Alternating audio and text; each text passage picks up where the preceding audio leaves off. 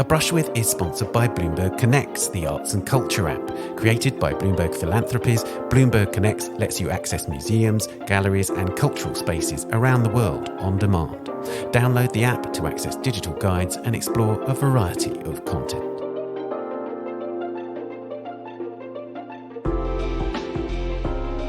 Hello and welcome to a new series of A Brush With, the podcast in which I talk to artists about their influences, from writers to filmmakers, musicians and of course other artists, and the cultural experiences that have shaped their lives and work.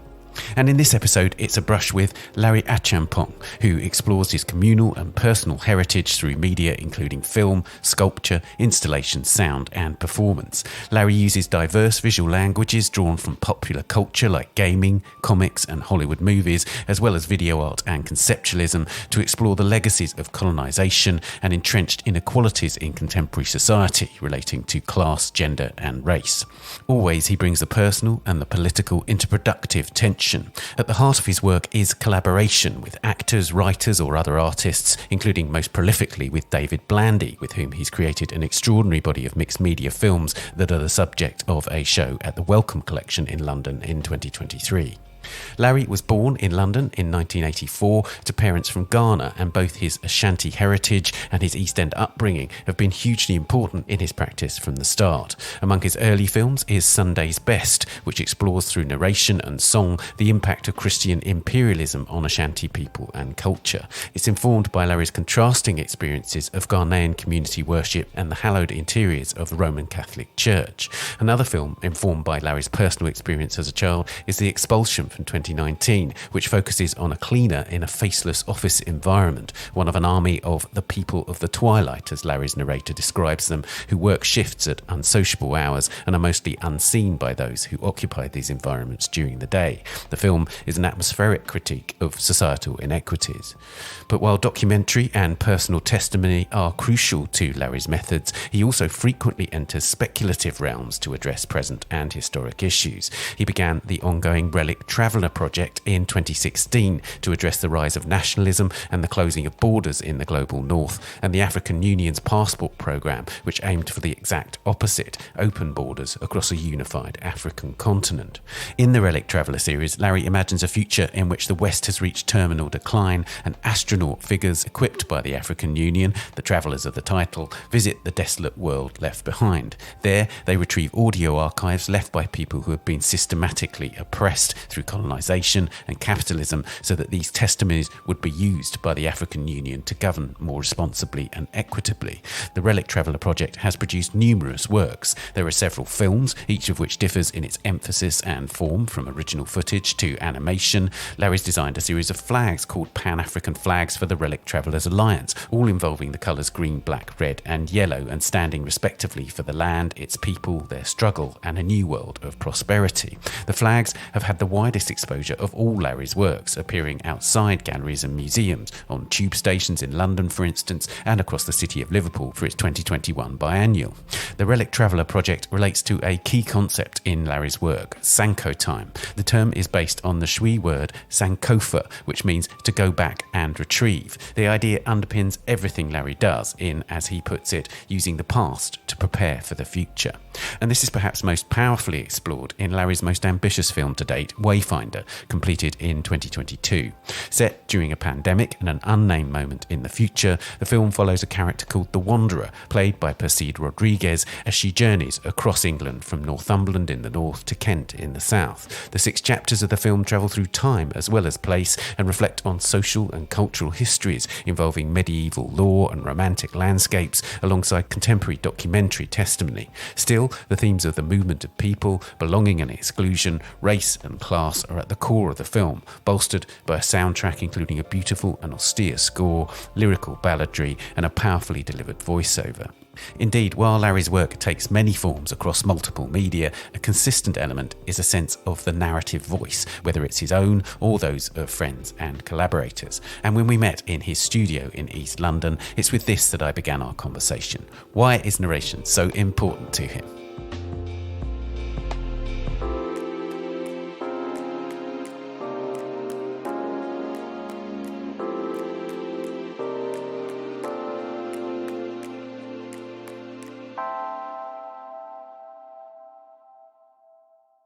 Narration is such a big deal to me. I always feel like, that the sound of the narrator is the omnipresence of sorts, or the God voice, right? And I think for me, when I think about my relationship with video games, actually, that aspect to narration is quite a big deal. You think about games like Metal Gear Solid, released in like the mid-late 90s, and there are points within cutscenes that have, these layers of voiceover that relate with history, and then also speculative histories and futures. They set the scene. They build so much of what you're about to see. Now, of course, building a visual image is a really cool and nice thing. But I think once you add a voice to that, it can take it into all kinds of, territory, really. So when I think about the Relic Traveller series, for example, that speculative nature of a future African Union, the voice really is central to giving the person who's experiencing the work a stake in where that journey might go, So I've said for years to people that, to me, audio kind of makes up at least, and I say at least, probably, 70 to 80% of a film work, because, again, the visuals just, oh yeah, I've seen that. But the audio, it can really maintain one's attention. Not just that, but we're dealing with multiple senses, right? So you're dealing with what you hear, and then you're dealing with what you physically feel. You're dealing with, reverberations. So the voice is such a big deal in that. And I love the fact that you clicked onto a lot of the writing it kind of starts from my own experience or my own relationship with some of these subject matters. But I work mostly with Black women, because to me, that conversation of representation is very, very important. I was raised mostly by Black women. My mum raised me as a single parent as well. And those voices are from my perspective, and I believe this to be true, but you don't hear those voices so much within media. So being in a increasingly influential position, why not challenge that with what I do, but also challenge that in a creative sense as well. So we're talking about multiplicities. We're talking about multiplicities within time and space, and versions of in relation to the history that we've been taught for years or what have you. There's a dedication right at the end of Wayfinder, your latest film, where it says, "For my sisters." Mm-hmm, mm-hmm. And I'm imagining you mean your sisters in the broadest sense, rather than a sibling relationship. In both senses, really. When we think about the central character within Wayfinder, the Wanderer, played incredibly by Pessid Rodriguez, that character was based on my sister, Laura, who is about a year and a half younger than me. And, as kids growing up in East London, coming from a lower working class background, kids who experienced poverty, I was the child in the family who was not so outgoing. I'm not even, if I'm honest with you, so much of an outgoing person now. But my sister, she was so much more outgoing. She would, when people would talk about going to West End or going to these parties, or shrubses, as we would kind of like refer to them in slang, she would be going to them. It wasn't me who was going to them, and she was building like a kind of like garage collection and things like that. So I, again, where we're talking about this relationship of representation or the lack thereof where, Black women are concerned, that was really important for me to kind of show up in that sense. So I'm thinking about her. I'm thinking about, my baby sister, Thalia. Well, she's not really a baby so much anymore. She's in her 20s now, early 20s. But, this relentlessness and courage that I wanted to kind of honor within a film that, talks about the idea of journeying, which, usually, again, within media, whether film or otherwise, tends to belong to white men. But yeah, there is definitely that opening up of the approach to sisters with regards to Black women. It's a film for them that I hope is able to be, experienced again on those terms of multiplicities of stories. There is a central character, and in a way you could take on that central character as those voices, or you could take them on as different voices coming from different experiences. And there's this really fascinating dialogue, if you like, through the film with the griot, who's this character who's played with this extraordinary power by Matteo Austin Dean. Indeed. And sings these haunting, very old songs, which relate directly to contemporary issues, extraordinarily conjure the spectre of racial prejudice going right back to the Middle Ages, I'm guessing. Yeah. So that seems to me to be important, that multiplicity of voices can happen over time in the same way that the physical journeys happen over time. Precisely, and taking the rauds or the child ballads as they're referred to, that Matteo Ostendine performed incredibly, even within his own practice as an artist and musician. He's very interested in that aspect of interpretation and reinterpretation of these songs that, they may have something of a lore attached to them, but at the same time as well, they're there for a reconsidering of what a story could mean. If we think about the tale of the brown girl, one of the other rauds that you hear within the film and different versions of that, should we say, there is a story of a love triangle. It's quite violent, but when Matteo and I spoke about the song and even the interpretation thereof, we were really thinking not so much on a kind of like heteronormative kind of like relationship, but really more about the experience of being born or growing up in a place that you love or you build a love for, but it doesn't give you that love back, right?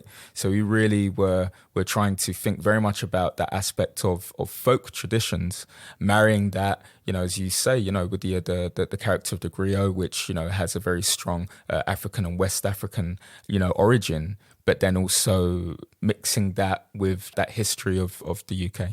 And that griot character is this idea of a kind of an oral historian to a certain degree. Yes. And it seems to me that this is one of the ways that you tie in this extraordinary relationship with time in the work, which is absolutely to do with pop culture in very contemporary society and deep history relating to West Africa or the UK, in fact. So tell me about how you establish those relationships over time and in a way, the kind of way that you synthesize them and make them somehow interrelate, because it's not an obvious and easy thing to do within the context of a composition, if you like, of a film. Yeah, I guess in a way, like I've kind of said earlier on, I do look to myself or some of my own experience, straight away. I think very much about growing up within, Ghanaian churches throughout London, whether East London, South London, or North London even, and the various ways in which the different communities that I've been a part of growing up have not simply just survived, but also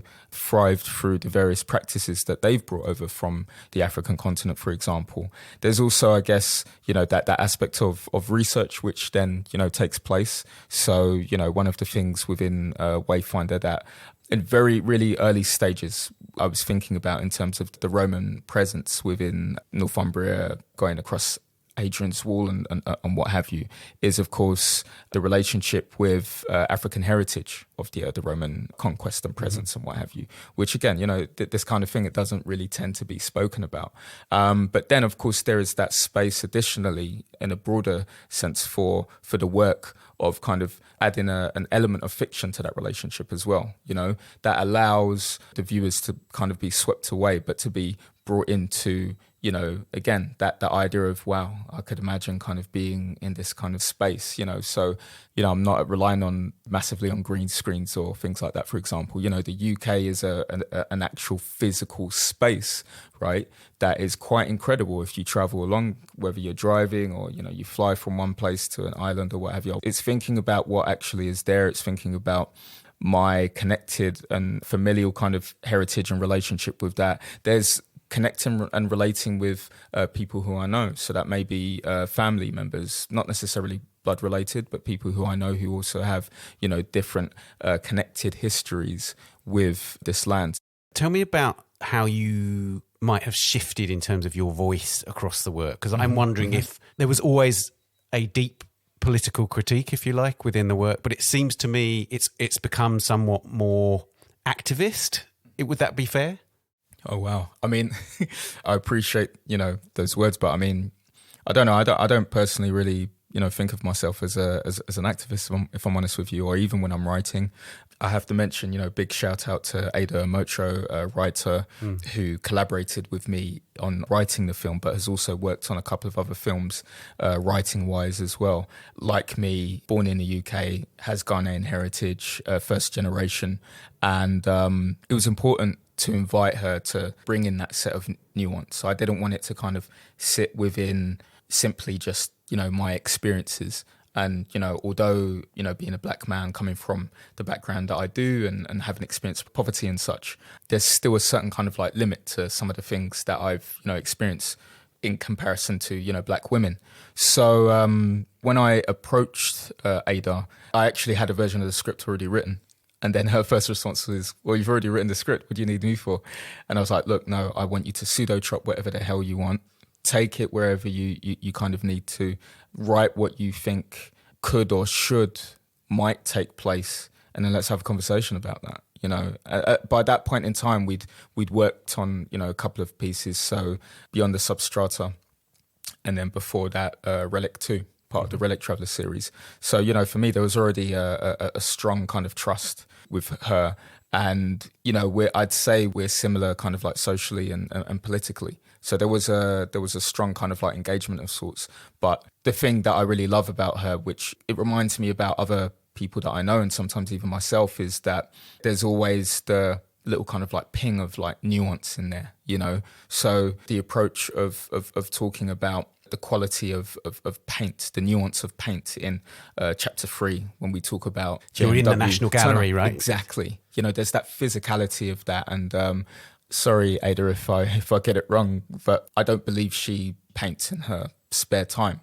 I studied painting quite heavily, actually. Did that at a kind of foundation level equivalent at Barking College in the early 2000s. And so when she kind of spoke to me about that, and I did additional research, and we then kind of like layered this language into what became the third chapter, it was just really this natural thing. She has such a strong way with words, and then with my added experience and then kind of approach to, the poetic as such, we were really able to do something special. I will say that, of course, for me, the social and the political, you cannot separate them from the work. I know for some artists this is what they do, but I honestly, personally believe that wherever you come from, you cannot separate something that is social or political with regards to, the work itself. It's always going to be there, you know what I mean? Whether it's in relation to the detail of the script or the privilege or lack thereof that the set individuals have in carving what they're creating. You've already referred to several collaborators, actually, and it seems to me that that's an absolutely crucial thing to reflect on here, because you are an incredibly generous collaborator. You are always upfront about who you're collaborating with. I wanted to talk about David Blandy in particular, because you have a show with him at the moment at the Wellcome Collection in London, but also because that's an ongoing relationship, and it seems to me deeply connects with your own practice as a separate artist. Yeah. And also has this really interesting element where you're reflecting on each other's identities within the work. You cannot ignore your own identities, but there's a sense in which there's a dialogue, and it's a difficult thing to establish that, isn't it? Oh, it really is. It really is. And David and I, we've been working together for nearly 10 years now. So, Genetic Automata, the show currently on at Wellcome, it really marks a strong kind of like first for us, a first major solo show culmination as a result of, so many projects and films and what have you that we've developed. And collaboration is, I love to work with people. I love to try to create opportunities and bring people in. So when I think about, just focusing one more moment on Wayfinder, a lot of people within the project, they hadn't had a so-called kind of like professional background of, making or working within the film scene or in particular manners. But, that didn't really matter to me. And I say that because I don't really come from that background, apart from, having studied art at, undergraduate level and then, postgraduate at MA. I never learned filmmaking through that. I learned filmmaking through actually going to the cinema and watching pop culture films, things like that. So the reason why I've mentioned that, of course, is this is where, David and I really connect. It's through the popular culture. It's through the Hollywood films, the Kung Fu films. It's through video games and comics and things like that. And, I met David at a really particular, poignant point in time for me where these aspects of culture, they really were quite frowned upon. But here was someone whom was exploring this, not only in a genuine manner, but also was and is a fan of such material. So that, I think, created a segue for us to kind of really meet. And I always say this, that, you know, we're friends first and then, you know, collaborators as practitioners afterward, really. That basis of being able to be friends, I think, allows for a type of, shall we say, intimacy. That was really important, I would say, particularly with the new commission at Welcome, God Mode, because, I mean, that conversation was really difficult. It really, really was. I've said this a few times before, and I'll say it again. With that work, we could have, you know, that, and it's no kind of shade on Stevie Wonder or Paul McCartney, but we could have done an ebony and ivory type thing, and that would have just been embarrassing. That was something that was always, you know, in the back of my mind. And it's not what I kind of said to David straight away when we went away and wrote our different parts of the script and then, you know, brought that together. But it certainly was, for me, on my mind. And maybe it might have been on his mind, or maybe it may not have, as a result of his privilege. But I think when you're sharing a space with somebody, you are thinking about their thoughts, but you're also thinking about how you're able to not simply just empty yourself, but also contribute to a table that you're sitting at. You know, you're sharing that food. So, you know, how do you also look out for that person, as well as hopefully they're looking out for you and your point of view and your experiences.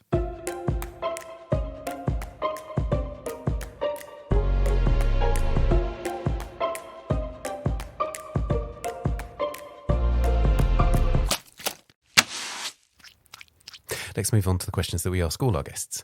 Who was the first artist whose work you loved? I think I was around 16 or so at the time. I'd won an art prize at my secondary school just before leaving. I think it was like a 20th century art book.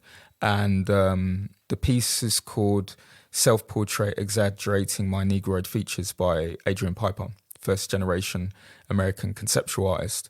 Now, Adrian Piper's work is tremendously deep.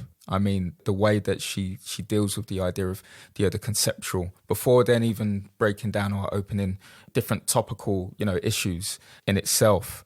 But here I am as a 16-year-old black boy from East London via Essex. I'd never been taken to a gallery before.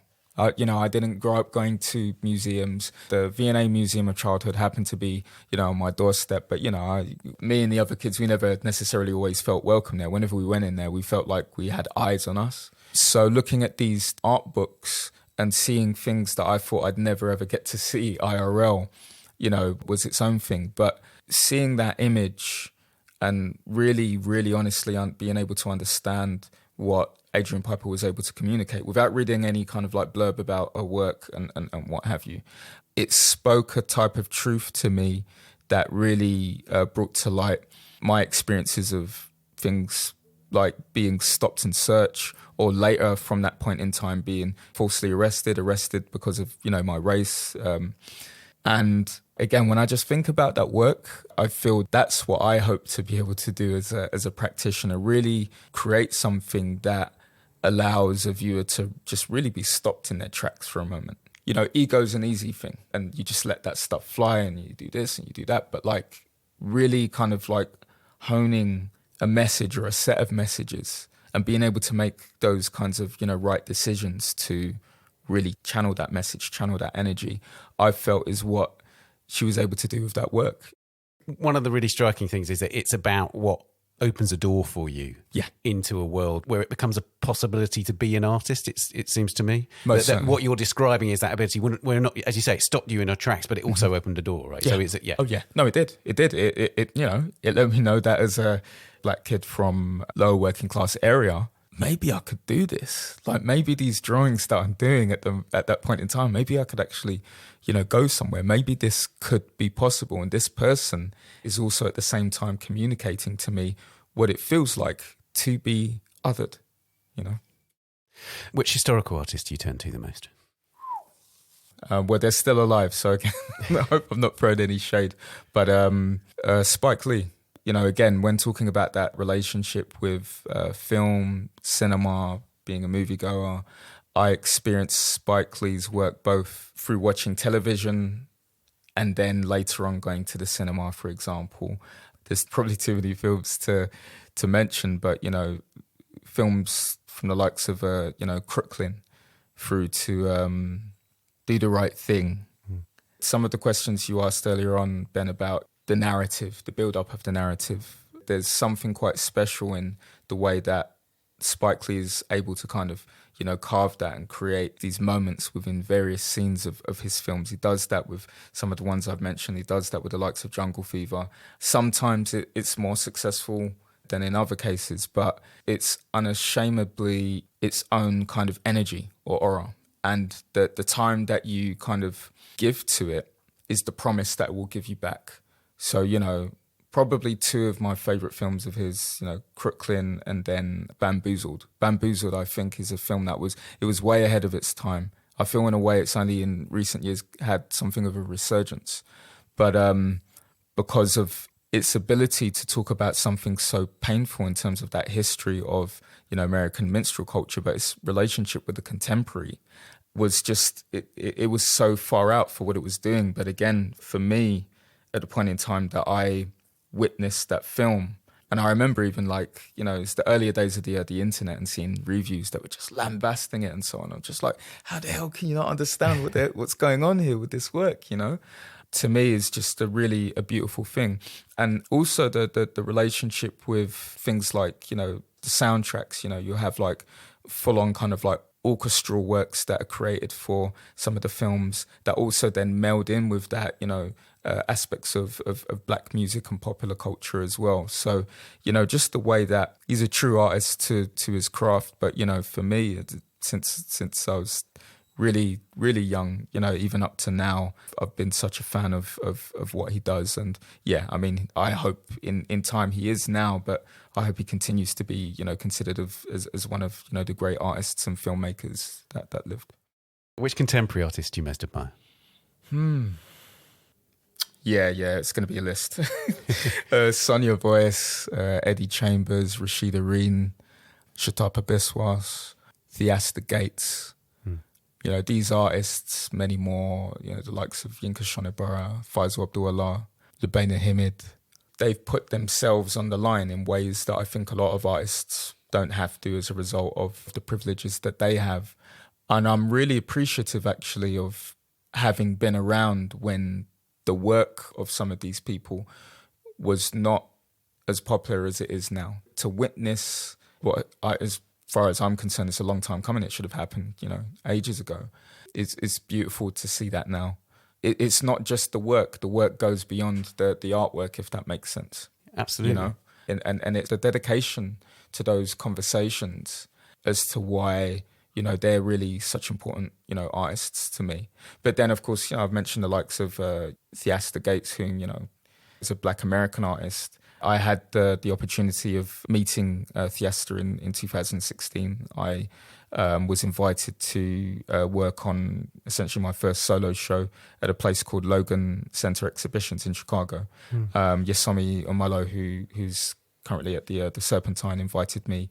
I've known Yesomi for a good amount of years.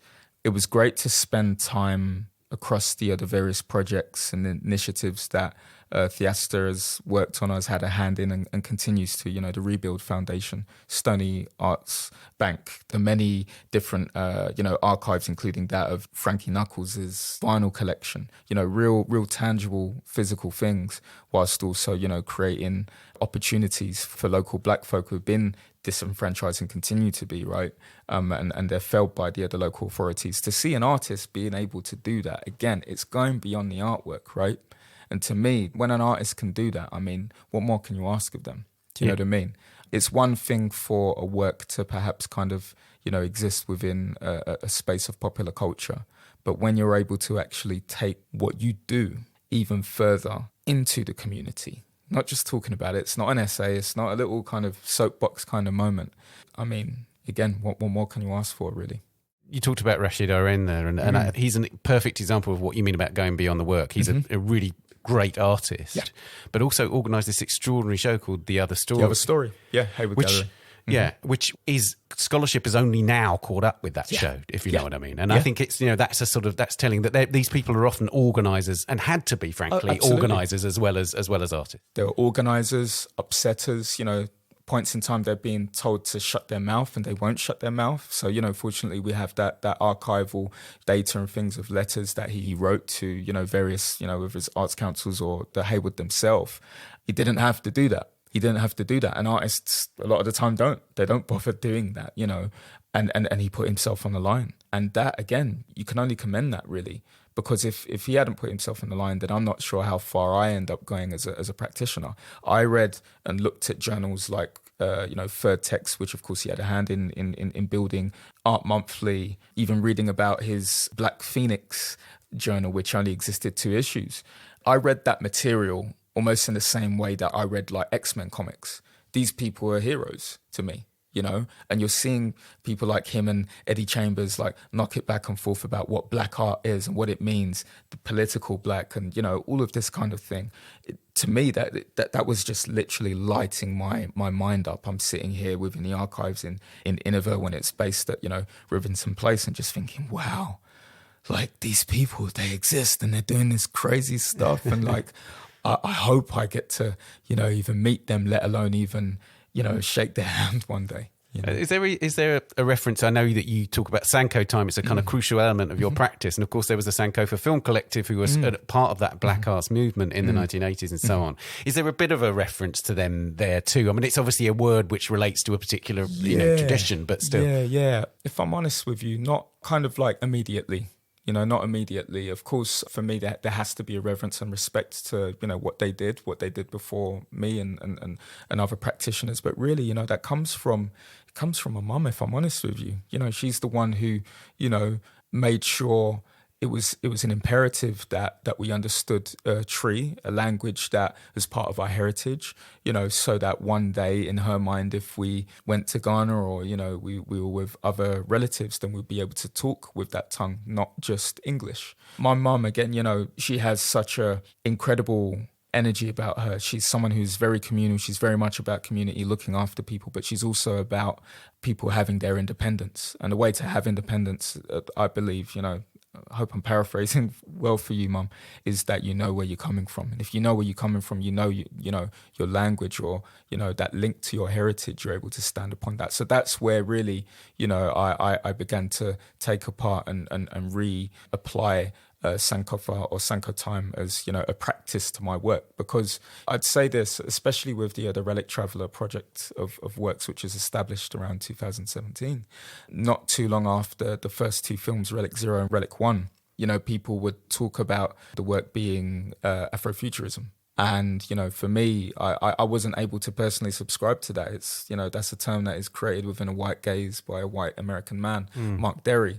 It's not me trying to kind of disrespect, you know, other artists whom for them that's, you know, what works. But for me, it was important to build my own language, or build language from which myself or others from our lineage are able to actually stand upon. It's no longer then seen within a particular frame. No, this is what it is, yeah, and it cannot be mistaken.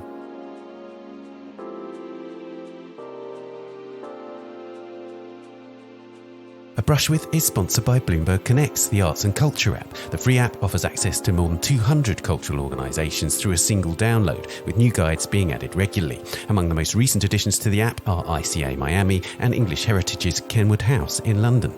On Bloomberg Connects are 2 UK galleries that recently hosted Larry Achiampong's travelling exhibition Wayfinder, MK Gallery in Milton Keynes and Turner Contemporary in Margate. If you download the app, you'll find that the MK Gallery has in-depth features on current and recent exhibitions, including Larry's show, with images and audio exploring different works across his career. In the Guide to Turner Contemporary, you can hear Larry's discussion about that version of the show with the curator and writer Aisha Merez, along with features on Turner Contemporary's latest exhibitions and projects. To explore digital guides to all the partnering institutions, download the app today. It's available from the App Store and Google Play, and you can keep up to date by following Bloomberg Connects on Facebook, Twitter, and Instagram. We're in your studio now, so I can see there are some things pinned to your studio wall. Mm-hmm. What do you pin to your studio wall, and how do you use them? Oh, gosh. So it's a weird kind of cacophony of tools, and then you've got like, you know, newspaper cutouts, a bit of like a video game postcard. I've got a... One of the really special things actually is a big card from my dojo, kind of like congratulations card for when I reached first Dan grade black belt in Goju Ryu karate. So that's really quite important to me. It means quite a lot. I've got some partially empty frames that need to be filled up with, family photos. I'm like, note to myself, I'll fill them up with photos of the kids, so I'm not getting around to it. And then there's some of my daughter's masterpieces. We've got an A4 piece, a drawing of some kind of squid-like creature. I mean, she's really on another planet, honestly. If you look behind you, Ben, as well, you've got some other paintings. She's got a portrait here of me, and then also, imagery of like a horizon on a kind of like beach setting. She's constantly creative. And then, just like myself, she practices karate as well as my son. We've got this image of a white Christ and the Madonna. It's I almost kind of don't think too much about how it's supposed to convey itself, and I kind of love the fact that you're the first person to kind of ask me what's going on here. I couldn't tell you, mate. Like, it's just it's stuff, but they all have their little kind of like pieces in terms of importance to me. Which museum or gallery do you visit the most? Yeah, I think even if you include like some of the places that I might have been to recently, it's unparalleled in comparison to INIVA, Institute of International Visual Arts. The size of the institution is smaller now, the space that they occupy it, with University of the Arts London in Pimlico. But that's the place that I've visited easily the most, because it was and is still a mecca of sorts to me. Not too long ago, there was a point in time where the information that you could get from that place was entirely unparalleled. Of course, the digital age has kind of like changed that in terms of how we can access information. But, we're talking about, in some ways, though, still the elements of archival information that you just can't get anywhere else. It's the books that you can find there, books, yeah. And then to think about the point in time where they were really hot on publishing as well. Again, they were creating, essays and things that you just weren't going to find anywhere else, really. So, the interesting thing, of course, about this is, although at a point in time they had a small gallery space that then moved into a bigger gallery space with the building that they shared with Autograph ABP, which Autograph now operate from entirely. That although the smaller space before that, they had shows and things like that, it wasn't necessarily about the shows. It was about everything that kind of was built around that or added to the fruition of the work. That really helped for me personally to build my own kind of criticality. Again, without that, I don't think I'm talking with this kind of depth about what I do, just being honest. But the library at University of Westminster that I went to, like, it was trash. It just wasn't good enough. It wasn't talking about a range of practices that allowed me to know that I had a stake, right, in all of this. And, INIVA did that for me, and, they continue to do that. They're a different model and shape these days. They're an organisation that I'll always champion the work that they do with, younger practitioners working on zines and various types of, events and things like that. I think this is what matters. It's not about the size of the institution. Of course, I've shown it in big institutions. I'm showing in some right now. But there's something about the heart that you put into that. To talk about a totally different institution, in Wayfinder there is this extraordinary moment in the National Gallery, we referred to it earlier on. Yeah. One of the things that really struck me about that is it prompted me to look further once I'd seen the film. And I looked at François Hubert Drouet's Comte de Vaudreuil, which is one of the works that you focus on. So it's an 18th century portrait in which he is standing in front of a map of Saint-Domingue, which eventually becomes Haiti, and so on. But one of the intriguing things is that when I looked at the information about that work, the overview of that work online, there's not one word about slavery. And it seems to me that critical voice that the narrator in that section of the film adopts is so powerful. And it's an engagement with an institution which is on the one hand revealing its splendour, if you like, but with that critical voice. And it seems to me that's crucially important. Oh, absolutely. And it was such an incredible opportunity to be able to be there. Big shout out to Priyesh Mistry, who works at the National Gallery, good friend of mine and collaborator. Christine, who also works on the other displays there, big shout out to her. Christine Riding, Yeah.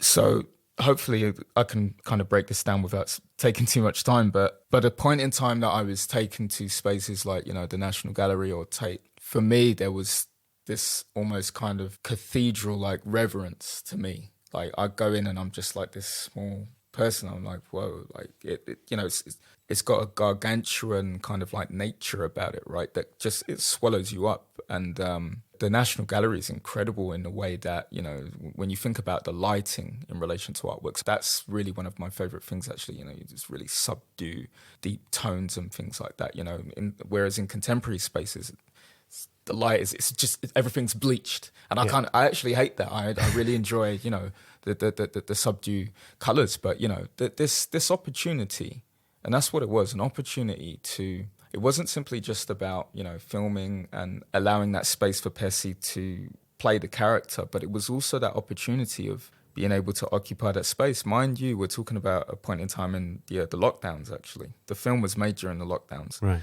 And so there was so many, restrictions and things like that in place. But that ability to be able to walk through that space and time and again with no one being there was just absolutely, it's kind of like, you don't get that chance. You don't usually get that kind of chance, right? So being able to be in that space in that way, that shifted the relationship for many of us. It certainly shifted the relationship for me with the works. Again, I'm just going to be honest with you, Ben. When I come to gallery spaces and things, and the contested kind of like nature of it, of don't touch this, or don't, you're walking too fast here, or you look shady, whatever the hell that means, even, right?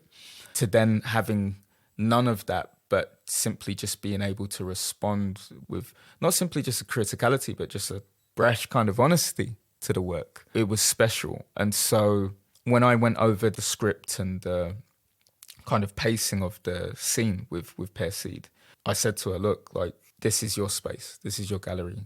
It may not have felt that way before, but you show how you would respond or think about some of these things.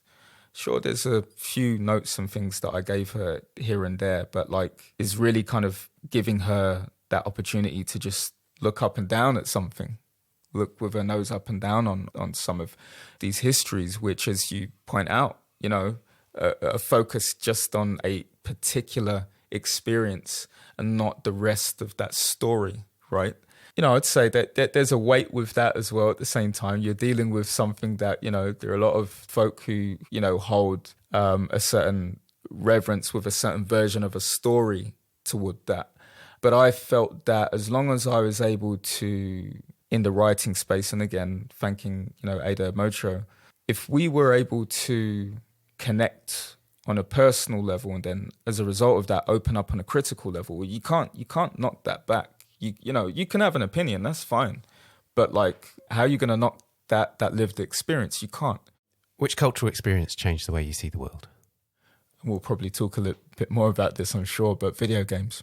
The phenomenon of that, not just the playing of video games. I was introduced to them in like the late 80s, early 90s. At the point in time that I was growing up, the 8-bit era of video games, Sega Master System, Nintendo Entertainment System, had come out.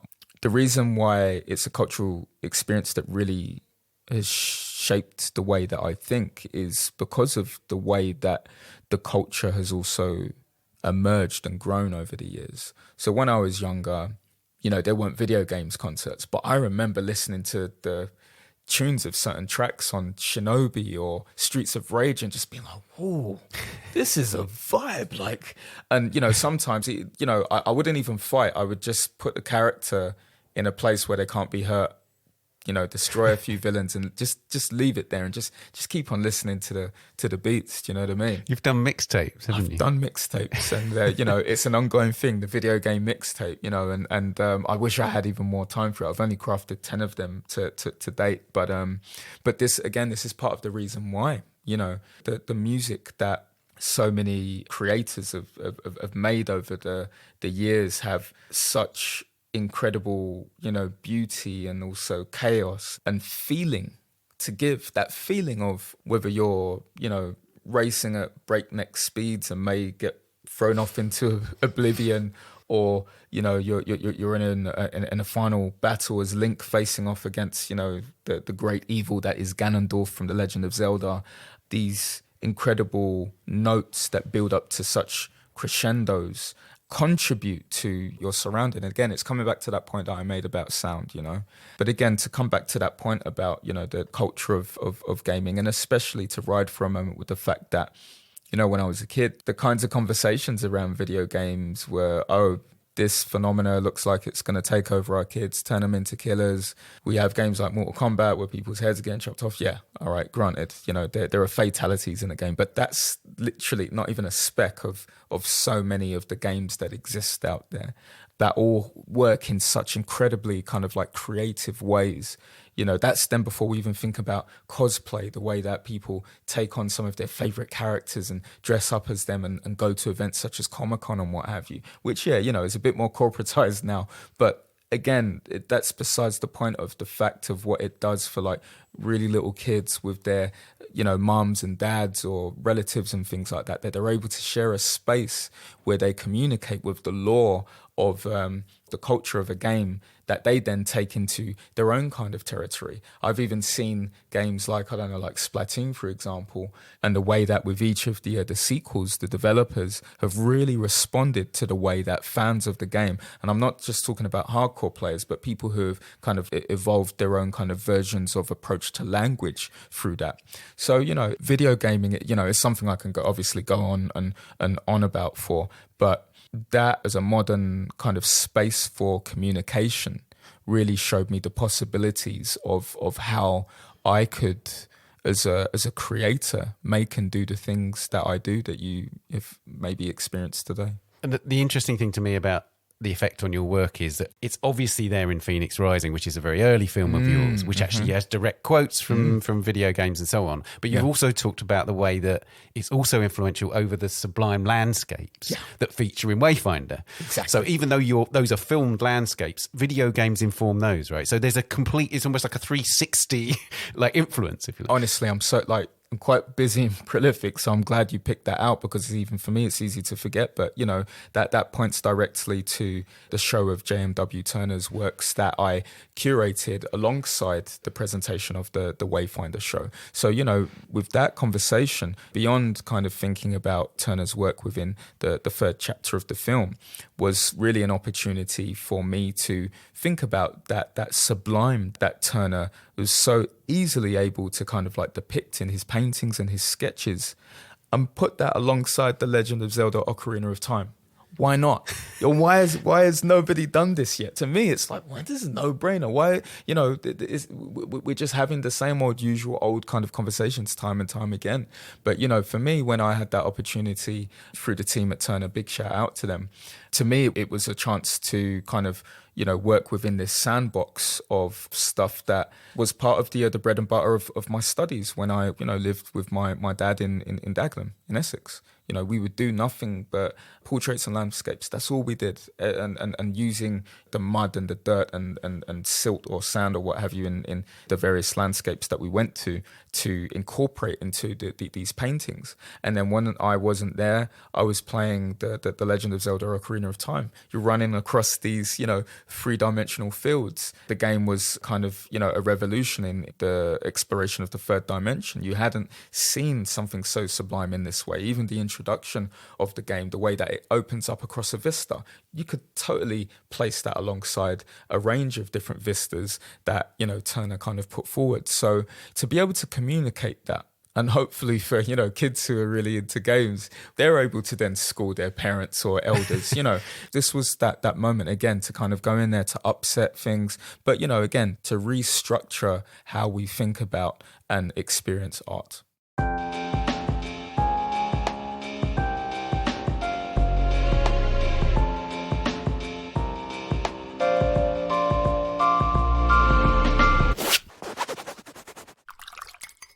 Which writers or poets do you return to?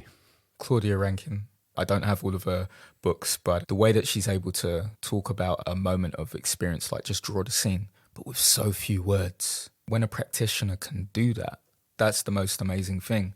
Is that an aspiration of yours, to aim for that economy? You talked about earlier on about how in your collaboration you're the poetic voice, if you like. Do you aim for a kind of poetic simplicity, or is that rather too simple a way of putting it?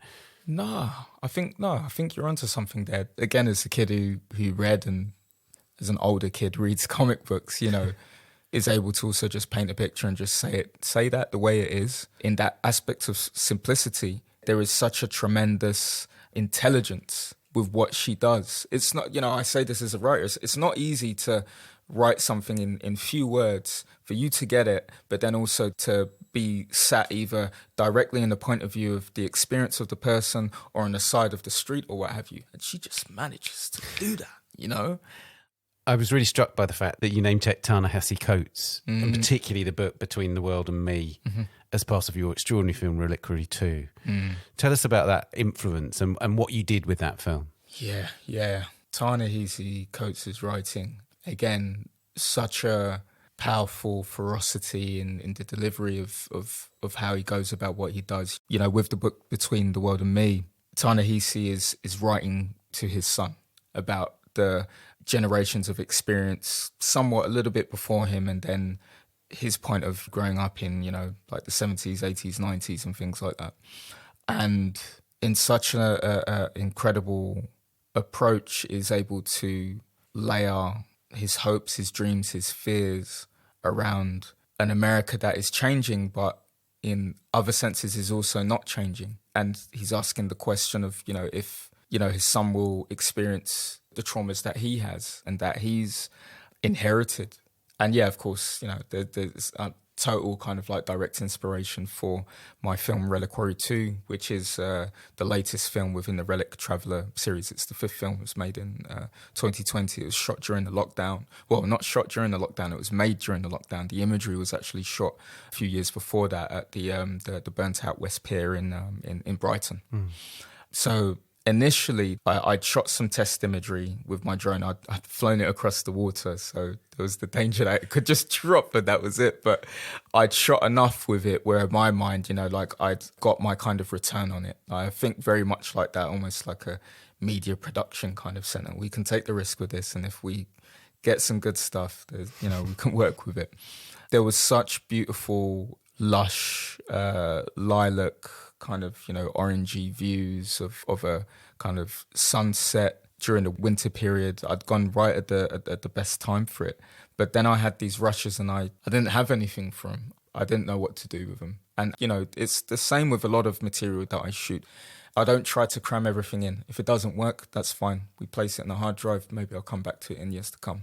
So, of course, during that period of the lockdown 2020, we're all told we have to stay indoors. For me, as a parent to two kids who I co-parent, I was separated from them for around 4 months. It was one of the most difficult periods of my life that I've experienced. I hope I don't have to experience that again.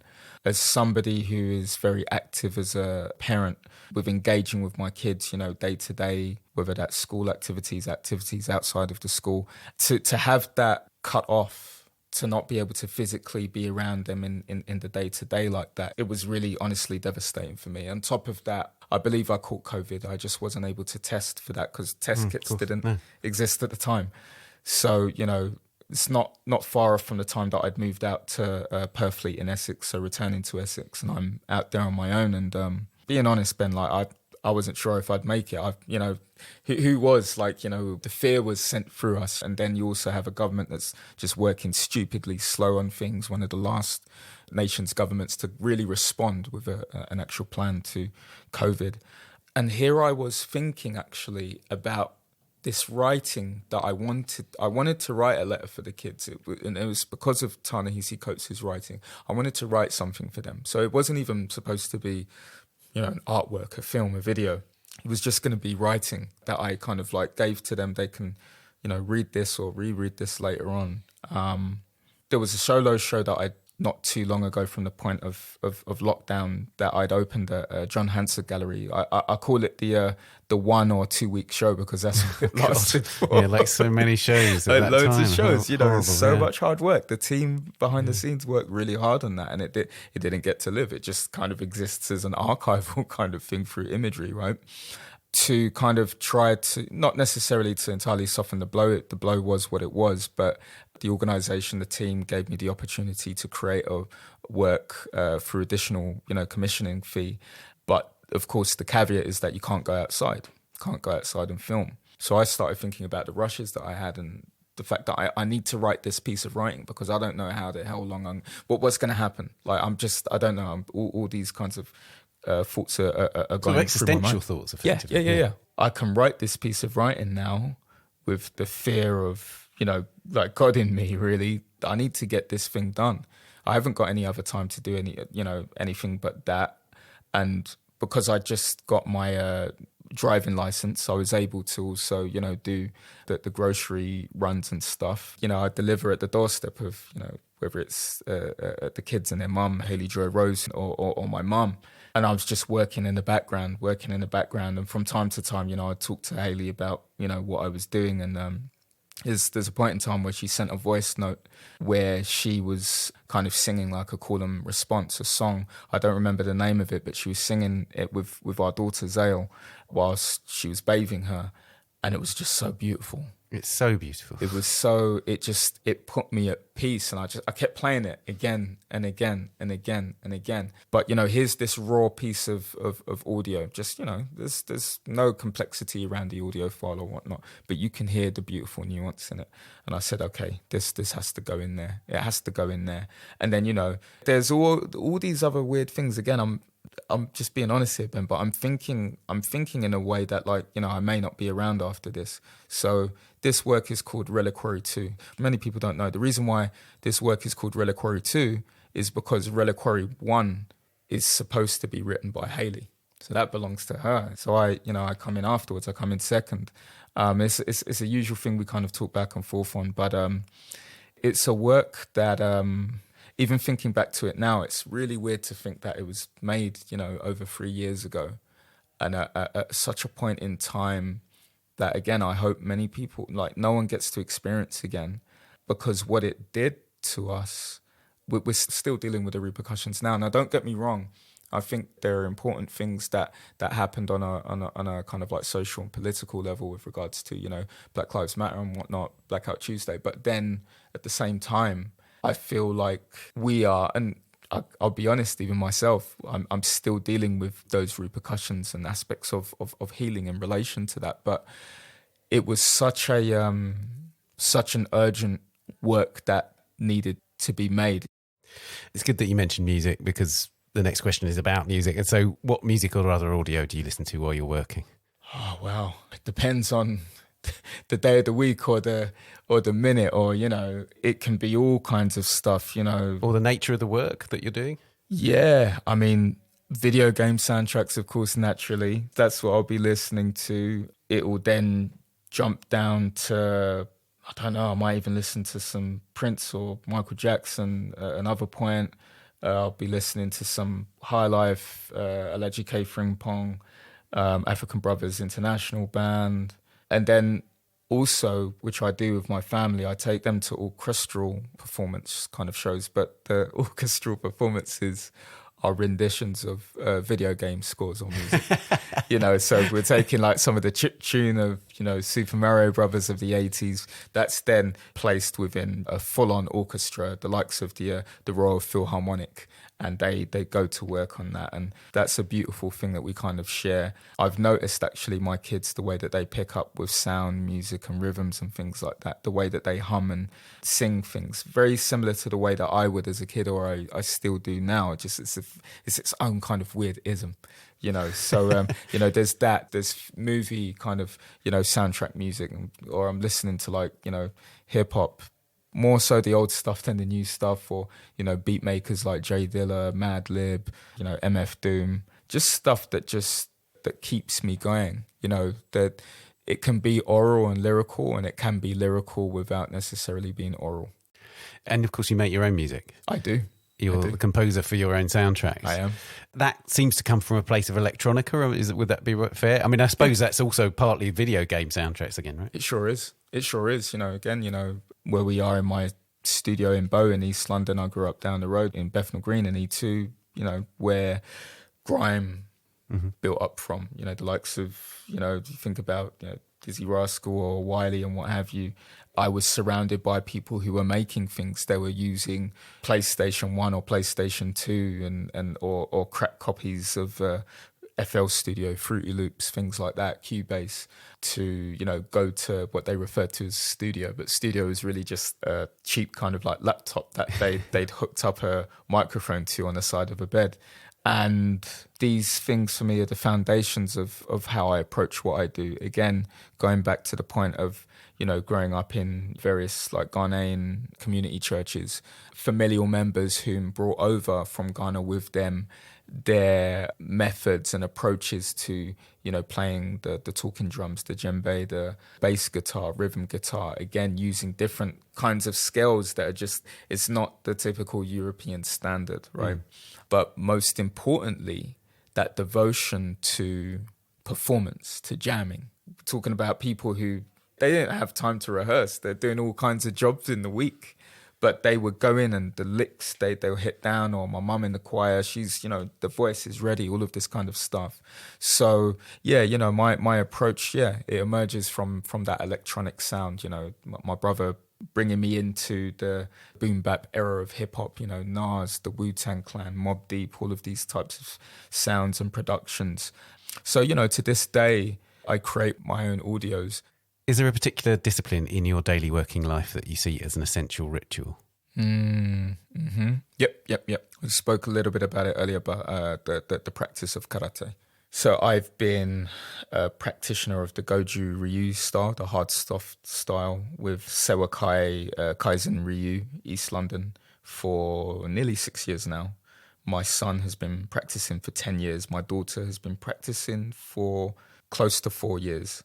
You know, when I talk to people about it, they sometimes, you know, people who are not really into, you know, martial arts are just like, oh, like you just fight. No, it's like, no, it's so much more than that. It's, you know, it's a centering of yourself, but it's also an emptying of yourself. You know, when I go to the dojo, I'm not there as, you know, Larry who makes films or whatever, you know, I'm there as that student whose glass is empty and they're hoping it can be filled. They come with a devotion, but there's an honor that we're pledging.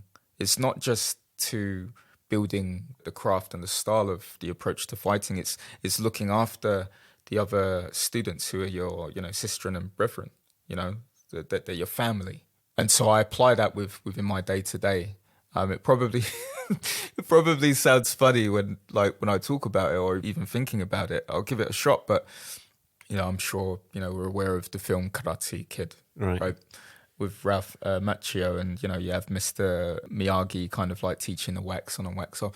That stuff's true. Like, I mean, you know, like I say it honestly, even as a driver, you know, sometimes I do like a one-hand turn, you know, you're thinking about the kakeyuke kind of like, you know, block and strike. It's there. It's, you know, it really becomes part of your, you know, your day to day. But really, honestly, in seriousness, that's been important for me amongst other things outside of being an artist. I love what I do. Don't get me wrong. I really love what I do. And damn, I've worked hard over the decades to get to where I am. I've worked so damn hard and we're working hard still. But I think in recent years, more and more, I've asked myself, you know, what or who am I beyond making these things? Because we spend so much time, whether at the events or the talks and things like that. And I'd been searching for a while for something that I could devote myself to. And that really is it, you know. So it's not just in the day-to-day cleaning something. I'm like, oh yeah, I got that move down. I can do Gikisai Daiichi or Attack and Smash version 1. I'm also in a position of responsibility to young people. Most of the students there are young people. And I'm also on their board, so I help to try and, you know, assist with the development of the charity and the charitable work that they do. You know, the work that they do is across, you know, East London going into Essex as well. So, you know, they're working with a lot of kids that are impoverished or coming from backgrounds where they don't have many opportunities. So for me, on a range of levels, this is a very solid part of my life day to day. If you could live with just one work of art, what would it be? It would be the Garden of Eden work by Fazl Abdullah that he made for a solo commission at the Chisenhall Gallery. I think it's 2003, 2004. Chisenhall Gallery, of course, is down the road from where I grew up. It's just behind Roman Road. I was told by my tutor at the time, you know, that's a really like incredible space. They do really interesting shows and commissions and things, and everything's always different whenever a different artist is brought in. From some of the stuff I'd already experienced going to the likes of Tate and what have you, and I'll be honest, I wasn't that taken away. I wasn't ready for what Faisal had created. I hope I can do a service to the experience of the work. It's basically this weird kind of coppery coloured perspex cube set within the gallery, which is, you know, all concrete from the floors to the walls up to the ceiling, that had small amounts of lighting. Once you go into this kind of cube, it's almost like some weird kind of, you know, Marvel Tesseract object. It mirrors itself and reflects into, you know, its own kind of, you know, madness and darkness as well. But etched within some of the paneling was some text that I believe is pulled from the very first Matrix film. It talks about, you know, the rabbit hole and how deep it goes and such. You know, to be a fan of this incredible work produced by the Wachowskis that questions so many aspects of identity and then life, the reality and the fakery of it all. And for an artist to kind of like talk about that whilst creating a work that also in itself talks about, you know, segregation and what have you. Because I think actually, and I hope I remember this correctly, but depending on your eye colour, you were instructed to go inside of this cube or be on the outside of this cube. Now, I don't believe that the work has been represented or created since. And I'm just like I've never seen anything like this. What the hell? Like, why? So Faisal, I'm asking you, please, why? And I say that with reverence, uncle. But like that work just, it didn't take me to another planet. It took me to a whole different parallel. And then you come outside and you're back in London. You're like, did I just experience that? You know? And lastly, what's art for? If not living, then I don't want anything to do with it. Art's for living. That's what it's for. And that can be taken to any kind of like nuance. But again, I hope with some of the amazing practitioners that I look up to or have been inspired by, whom I've mentioned, it's for living and it's for working for the living. That doesn't mean we take away from our respect or reverence for the dead or the past, but it's, you know, we do it for the people. That's what we do it for. Or at least that's what I do it for.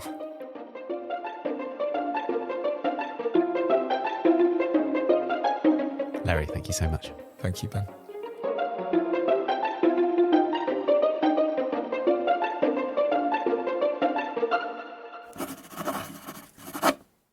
Larry Achiampong, Wayfinder, is at Baltic in Gateshead in the UK until the 29th of October. Larry Achiampong and David Blandy, Genetic Automata, is at Welcome Collection in London until the 11th of February 2024. And that's it for this episode. Please subscribe to A Brush With wherever you're listening, and do give us a rating or review on Apple Podcasts. Do also subscribe to our sister podcast, The Week in Art, a deep dive into the latest big art world stories, the top shows and the key issues. That's back in September. We're on Twitter at Tan Audio and on Facebook and Instagram, of course. Production, editing and sound design on A Brush With are by David Clack, and the producer is Amy Dawson. Thanks also to Daniela Hathaway. A big thank you to Larry Achiampong. We'll see you next week. Bye for now. A Brush With is sponsored by Bloomberg Connects. Download Bloomberg Connects today and discover cultural institutions on demand.